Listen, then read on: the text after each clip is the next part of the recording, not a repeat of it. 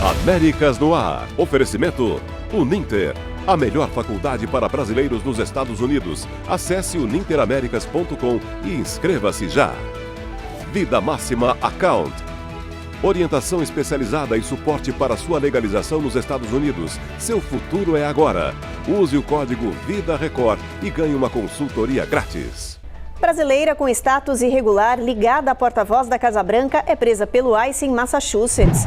E Itamaraty anuncia que o número de brasileiras que sofrem violência no exterior voltou a crescer. Tiroteio perto da Casa Branca deixa 2 soldados feridos e assusta moradores e turistas.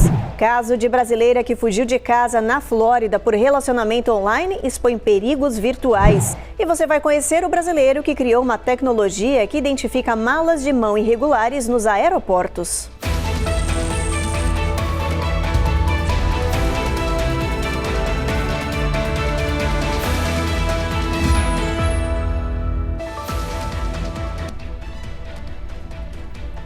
Olá, o Jornal Américas no Ar está começando.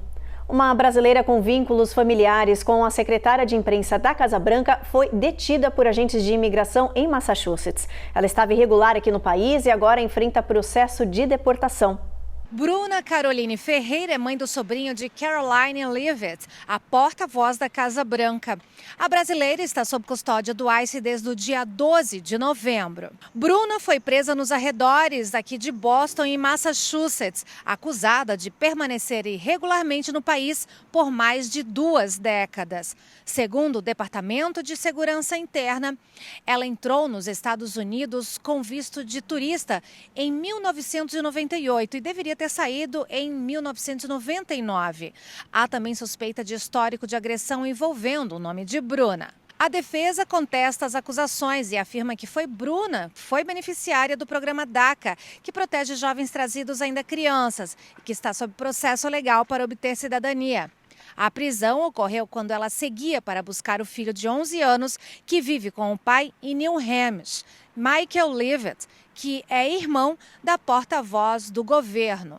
Familiares e advogados destacam o impacto emocional sobre o menino e descrevem Bruna como uma ótima mãe. A família dela abriu uma campanha online para as despesas legais. A Casa Branca não comentou o caso. E na Semana Internacional de Combate à Violência contra a Mulher, o Itamaraty anunciou que o número de brasileiras que sofrem abuso no exterior voltou a crescer, principalmente aqui nos Estados Unidos. Em 2024, foram 1.631 casos de violência doméstica e de gênero contra mulheres brasileiras no exterior. O número representa um aumento de quase 5% em relação ao ano anterior. Entre os países com mais ocorrências estão Estados Unidos, com 397 casos, Bolívia, com 258, Itália, com 153. Só aqui no território norte-americano, Boston teve o maior número, com 192 denúncias, seguido por Hartford, com 52, e Orlando, com 50. Os dados são de uma pesquisa feita pelo Ministério das Relações Exteriores, em cooperação com o Observatório da Mulher para o Mapa Nacional da Violência de Gênero. As informações foram coletadas em repartições oficiais do Brasil no exterior, incluindo embaixadas, consulados, vice-consulados e escritórios. Segundo o Itamaraty, cerca de 1,4 milhão de brasileiros vivem nos Estados Unidos e o aumento do número de registros é preocupante. Entre as hipóteses para isso estão continuidade das agressões, coragem das vítimas, mais serviços de acolhimento, além de mais ações preventivas e de conscientização. Não estamos apenas falando de dados estatísticos, de números, estamos falando de vida. Estamos falando de mulheres que migram para outros países em busca de sonhos, de melhores condições de vida, de oportunidades e que muitas vezes enfrentam vulnerabilidades que se ampliam mais com a questão da distância. Aqui nos Estados Unidos, vemos isso claramente, né? Muitas mulheres que vivem em isolamento, né? A questão do idioma, barreiras de idioma, a dependência financeira, o medo de denunciar, principalmente as mulheres que têm filhos, e muitas não conhecem as leis locais. Então, essa combinação cria um terreno muito fértil para os abusos silenciosos que machucam e tiram dessas mulheres a sensação de proteção e de segurança. Pesquisadoras de diferentes países se uniram para criar uma rede global que facilita a produção de dados sobre o feminicídio. O objetivo é mapear com mais precisão um problema que atinge mulheres do mundo todo. Com mais de 190 núcleos em 5 continentes, a rede Dados contra Feminicídio reúne pesquisadoras, ativistas, jornalistas e organizações sobre violência contra mulheres. A América Latina é a região com mais participação, somando 107 núcleos, 20 deles só no Brasil. A iniciativa ajuda a dar visibilidade às vítimas e aumenta a pressão por políticas públicas mais eficazes. A meta é criar um mapa global que permita entender tendências e também reduzir a violência de gênero. E para combater esse cenário de abusos contra as mulheres, alguns estados norte-americanos como o Tennessee aprovaram leis curiosas. Profissionais de beleza estão sendo treinados para reconhecer sinais de violência doméstica e outros tipos de agressão. Cabeleireiros, esteticistas, manicures, maquiadores, entre outros profissionais, estão recebendo aulas e treinamentos das autoridades para ajudar a combater a violência contra a mulher. A lei do Tennessee, por exemplo, torna obrigatório o curso para todos os homens e mulheres da área que queiram receber a licença para trabalhar com beleza. Até agora, 71 mil profissionais já participaram do treinamento gratuito, que dura apenas 20 minutos, mas fornece todas as orientações para identificar sinais físicos e emocionais, como isolamento ou comportamento retraído, e a direcionar as vítimas para os serviços de apoio. A expectativa é que a ação ajude a reduzir os casos e crie uma rede de proteção que vai além da cadeira do salão, além de favorecer as autoridades a combater esses crimes. No próximo bloco, cônsul americano em São Paulo destaca a nova fase de relações com o Brasil. E ainda, tiroteio é registrado perto da Casa Branca em Washington, D.C. 2 soldados ficam feridos e um suspeito é preso.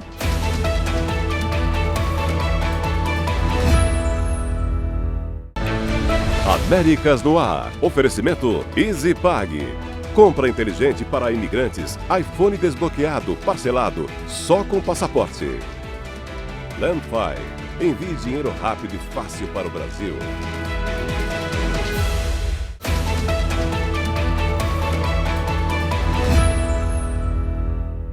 Um tiroteio foi registrado hoje à tarde a 2 quadras da Casa Branca, na capital, em Washington, D.C. A polícia informou que pelo menos um suspeito foi preso, mas ele não está colaborando com as investigações. Por enquanto, não se sabe a motivação desse ataque. A secretária de Segurança Interna, Kristi Noem, disse que 2 integrantes da Guarda Nacional foram baleados e estão em estado crítico. O presidente Donald Trump está na Flórida e não se encontra na Casa Branca, não estava no momento do tiroteio.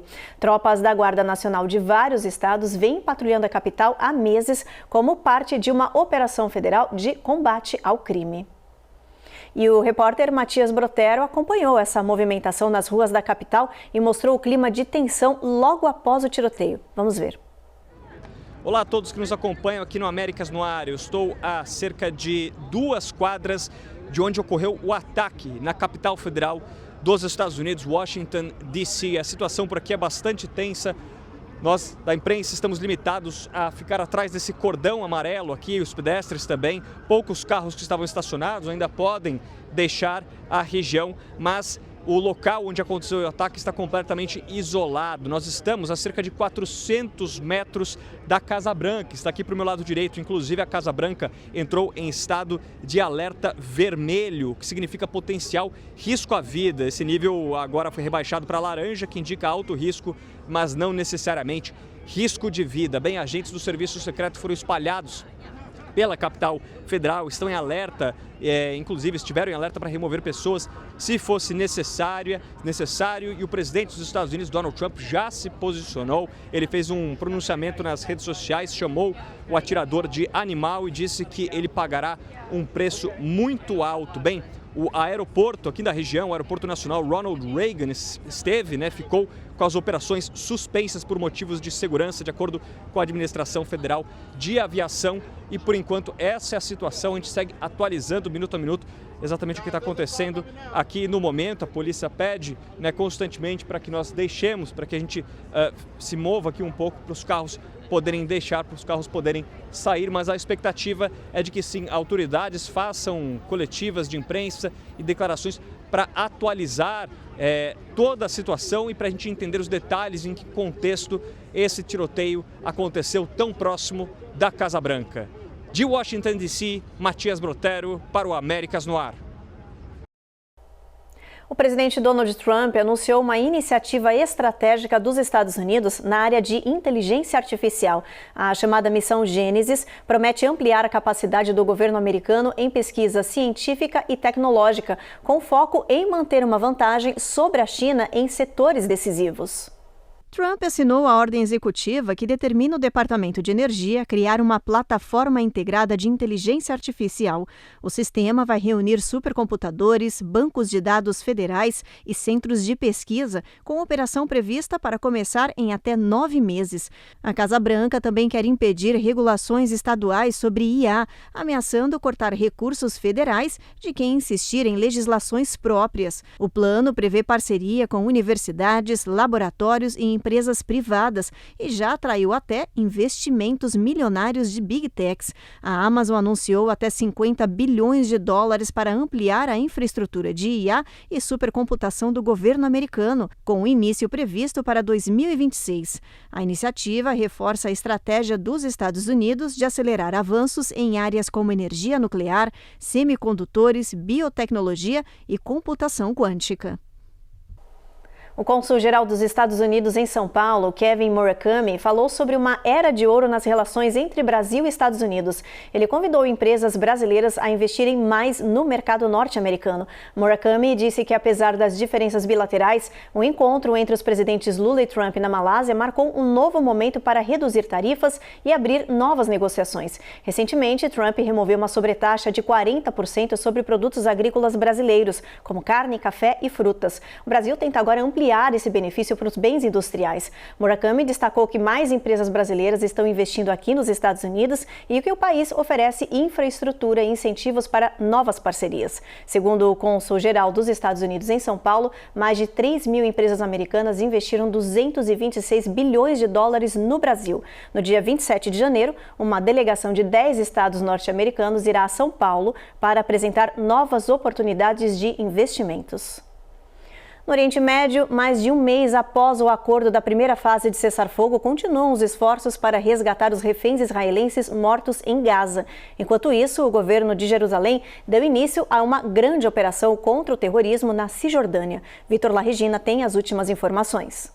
Os corpos de 2 reféns ainda não foram devolvidos pelo grupo terrorista Hamas 45 dias depois do início do cessar-fogo. Hoje, Israel identificou os restos mortais de um sequestrado que estava na faixa de Gaza. O chefe de cozinha, Dror Or, de 48 anos, foi morto e sequestrado por terroristas da Jihad Islâmica em 7 de outubro de 2023. A mulher dele também foi assassinada no ataque e 2 dos 3 filhos foram sequestrados e depois devolvidos com vida a Israel. O primeiro-ministro israelense, Benjamin Netanyahu, disse que o governo segue determinado a trazer todos os reféns de volta. Dos 48 sequestrados que estavam na faixa de Gaza quando o cessar-fogo foi assinado, apenas 20 voltaram vivos. Mas 2 corpos permanecem em poder dos terroristas. São do sargento israelense Rangvili e do agricultor tailandês Sutisak Rintalak. Na Cisjordânia, o exército israelense iniciou uma grande operação contra o terrorismo. Suspeitos foram detidos e armas foram apreendidas depois que a inteligência israelense detectou a infiltração de organizações terroristas no local. De Tel Aviv, Vitor Larregina para o Américas no Ar. A seguir, caso de brasileira que fugiu de casa na Flórida expõe perigos de relacionamentos online e predadores virtuais. E você vai ver também uma pesquisa que mostra em quais redes sociais jovens e adultos estão gastando mais tempo aqui no país.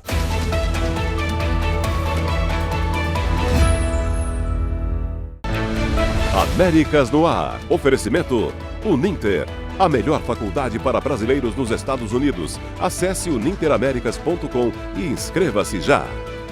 Vida Máxima Account. Orientação especializada e suporte para sua legalização nos Estados Unidos. Seu futuro é agora. Use o código VIDARECORD e ganhe uma consultoria grátis.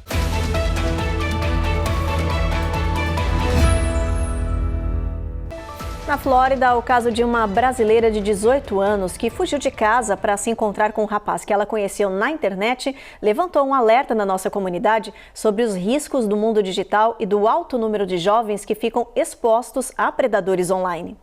O ano de 2025 está encerrando com mais de 25 mil casos de desaparecimento em aberto nos Estados Unidos. A Flórida está entre os estados com maior número de ocorrências, mais de 2.400, e muitas delas ligadas a histórias online. Um dos casos mais recentes envolveu uma brasileira de 18 anos que morava no sul da Flórida. Desesperados, os pais acionaram a polícia e contrataram um detetive particular para descobrir o paradeiro da menina. Esse caso foi um sábado de madrugada, às 2h30 da manhã. A menina não estava mais no seu quarto e, através de câmeras de vizinhos, percebeu que ela tinha entrado em um carro vermelho e desaparecido. Pais não sabiam se tinha ido por vontade própria ou se havia sido sequestrado ou alguma coisa assim. Com a investigação, eles descobriram que a brasileira fugiu para a Indiana para encontrar um rapaz que conheceu no jogo Roblox. Nem a polícia, nem os pais poderiam impedir a jovem maior de idade, que preferiu ficar com o namorado que conheceu online. E a pessoa não sabe quem está do outro lado. Os jovens não tem tanta experiência de vida. E aquela pessoa criminosa que está do outro lado tem muita experiência, muita técnica em gatilhos psicológicos. Mas o especialista lembra que 80% dos casos não possuem final feliz. Na maioria das vezes, a jovem é enganada e acaba sendo feita refém. Os especialistas pedem aos pais para ficarem atentos e orientarem os filhos dos riscos. Tem muito mais pessoas desaparecidas hoje nos Estados Unidos do que se imagina. Então, o aconselhamento aqui para os pais é sempre monitorar os seus filhos. E pela lei dos Estados Unidos, os pais necessitam dar a segurança, o provimento e acolher. Caso contrário, volta para os próprios pais. E os filhos precisam entender isso. E por causa de casos como esse, o Roblox, a plataforma de jogos com mais de 150 milhões de usuários, anunciou uma mudança radical para aumentar a segurança de crianças e adolescentes. O fundador e CEO do Roblox, David Baszucki, afirmou que a nova tecnologia de checagem facial vai ser o padrão de ouro para proteger crianças online. A partir de janeiro do ano que vem, menores não vão poder se comunicar com adultos, exceto quando houver vínculo comprovado fora da internet. O sistema de verificação de idade já está sendo testado em países como Estados Unidos, Austrália, Nova Zelândia e Holanda e vai ser expandido gradualmente até chegar ao Brasil.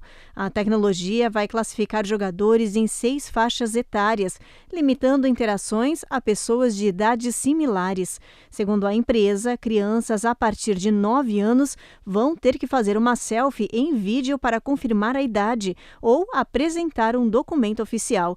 Essa checagem vai ser obrigatória para todos os milhões de usuários da plataforma. A decisão surge em meio a processos judiciais que acusam a Roblox de falhas na proteção das crianças.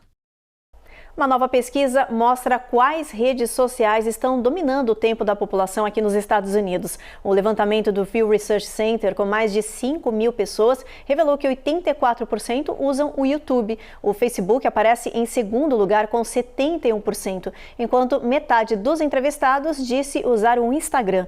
Entre os menores de 30 anos, a preferência é por Instagram, Snapchat, TikTok e Reddit. Na divisão por gênero, mulheres se mostraram mais ativas no Facebook, Instagram e TikTok, enquanto os homens se destacaram aí no Reddit e no X, que é o antigo Twitter. O estudo aponta que o cenário das redes sociais nos Estados Unidos está se tornando cada vez mais diversificado, com plataformas que estão disputando a atenção de diferentes públicos. No próximo bloco, o brasileiro cria tecnologia que identifica malas de mão irregulares para agilizar embarques nos aeroportos. E mais, especialista ensina como evitar excessos na ceia de ação de graças e como queimar as calorias da comilança.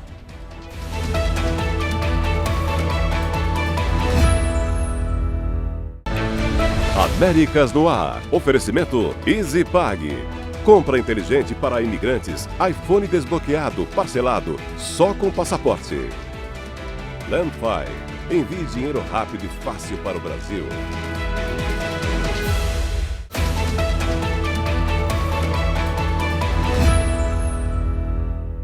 Uma nova tecnologia desenvolvida por um brasileiro pode mudar o controle de bagagens de mão e agilizar os embarques nos aeroportos do mundo inteiro. O sistema é uma solução automatizada que identifica malas fora do padrão permitido, ainda na fila de embarque. O Pacer Bag Scan utiliza câmeras e sensores para medir as dimensões da bagagem de mão assim que o passageiro entra na fila de embarque. Se a mala ultrapassar os limites definidos, o sistema emite um alerta imediato para o agente e para o passageiro. A ideia, acho que como qualquer outra ideia, surge de alguma dor, né? Algum problema. E esse é um problema que não é um problema de uma pessoa, né? É um problema comum, não é um problema do Brasil, mesmo o Brasil tendo essa dificuldade muito grande, mas é um problema mundial. A ideia é que esse sistema, ainda em estágio de aprovação, acabe agilizando todo o processo em diferentes aeroportos do mundo inteiro.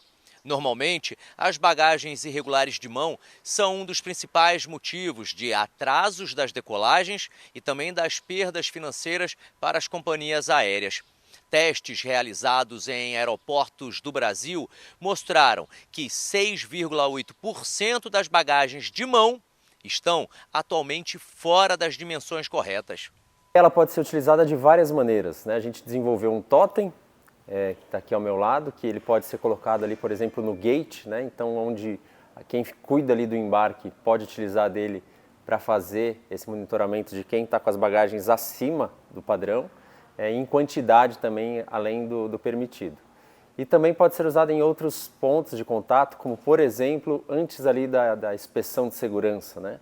Onde as pessoas passam ali na maioria dos aeroportos. Então, esse ponto, que é um ponto antes, né? Com bastante antecedência ali nesse processo, quanto antes, melhor. Uma tecnologia como essa traz igualdade de regra, reduz aquele improviso de última hora no portão, sabe? E ainda melhora a operação das companhias aéreas, porque no final das contas diminui a quantidade de malas fora do padrão que chegam até o embarque sem serem detectadas. O projeto do brasileiro Giuliano Podalca foi apresentado em uma instituição que atua na área de formação aeronáutica, com sede no estado da Flórida. A tecnologia vai seguir agora para a prova de conceito no Brasil e nos Estados Unidos. Enquanto essa tecnologia não se torna padrão, o passageiro precisa se informar muito bem antes de viajar. E de qualquer forma, eu como turismólogo considero essa iniciativa muito importante para profissionalizar o processo e ainda trazer mais transparência tanto para o passageiro quanto para o setor aéreo.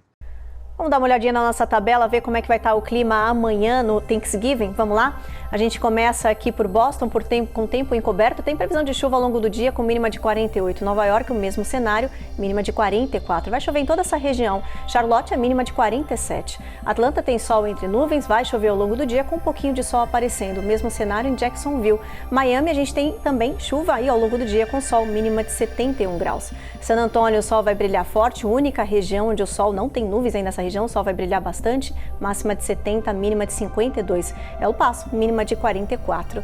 Phoenix, sol entre nuvens. Los Angeles, tempo encoberto, a mesma coisa em São Francisco, mínima de 46 em São Francisco, máxima de 58 graus. E olha, um grupo de crianças de apenas 4 e 5 anos de idade está fazendo a diferença no norte do Texas com uma lição de generosidade. Alunos de uma escola de Arlington se uniram para comprar mantimentos e doar para famílias para que elas tenham um feriado aí de Thanksgiving recheado de comida e de alegria. 15 pequenos filantropos, armados com listas de compras e muita energia, foram ao supermercado. O pequeno Aaron, de 5 anos, disse que colocou espinafre no carrinho. Spinach? You like spinach? I never taste mint. Já Zoe escolheu algo mais doce. Frosting and cake. Mas antes de chegar ao mercado, essas crianças trabalharam em casa fazendo tarefas extras para juntar mantimentos não perecíveis e dinheiro para as compras. $6.109. O resultado foi mais de $2.400 em mantimentos, uma ação que ao longo dos anos já soma cerca de $80 mil em doações para a comunidade. A dona da escola, Lynne Groove, diz que o objetivo é ensinar lições de vida, de como eles podem ser guardiões da comunidade, podem cuidar das pessoas e também serem generosos. Teaching them to be stewards of their community, to be generous, to give back to their community is a valuable lesson. Para os pequenos, a experiência foi um aprendizado que valeu a pena. E o desejo deles para as pessoas é um só: Feliz Dia de Ação de Graças. Happy Thanksgiving. E no clima de ação de graças, os animaizinhos de um abrigo em Illinois também tiveram direito a uma ceia especial antecipada. Olha só que fofo. Os funcionários do Medical Center de Chicago prepararam pratos caprichados para o Thanksgiving dos cachorros e gatinhos do abrigo. O jantar de ação de graças foi feito sob medida. O cardápio incluiu peru preparado de forma segura para os pets, purê de abóbora, batata doce amassada e até um toque de creme. A iniciativa foi batizada de A Feast of Second Chance, um banquete de segunda chance. O nome reflete a missão do centro, que é cuidar de cães e gatos que se recuperam de doenças, ferimentos ou negligência e que agora aguardam uma nova família para adoção. Para os voluntários e organizadores, o gesto simboliza esperança e recomeço, mostrando que o espírito do feriado também pode transformar vidas, inclusive a dos melhores amiguinhos do homem. E como manda a tradição, amanhã, no Dia de Ação de Graças, a maioria da população vai se permitir comer muito bem. Mas para quem exagerar nessa dose, a gente separou umas dicas de como queimar as calorias extras da refeição do Thanksgiving. No Dia de Ação de Graças, se você tem o costume de se sentir tão cheio quanto o peru, não se preocupe. Você não é o único. We often use food as a celebration and A especialista da Academia Americana de Médicos, Sarah Sams, diz que costumamos usar a comida como celebração e que comer demais é algo típico que as pessoas fazem nesse dia. Mas a médica garante que existem opções que você pode adotar para ajudar a combater o inchaço das festas e o excesso da comilança. A primeira dica é se preparar desde o horário que acorda. Primeiro, coma algo leve no café da manhã, mas não pule a refeição para não ficar com fome. Na hora do almoço, vá devagar, distribua a comida em diferentes partes e vá comendo uma por vez.